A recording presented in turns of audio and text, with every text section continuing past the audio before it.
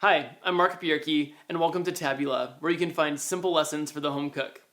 Have you ever been baking and you need some brown sugar and you're like, I don't have it, I just have white sugar, and I don't want to run to the store right now?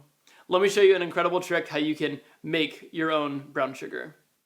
So we're just putting 1 cup of granulated sugar in our food processor, and for our light brown sugar substitution, we're putting in 1 tablespoon of molasses.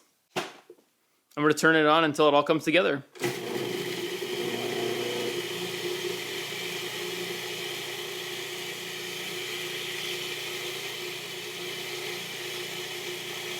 Now I notice some molasses stuck to the edges here, so I'm just going to give it a little scrape really quick. Turn it back on.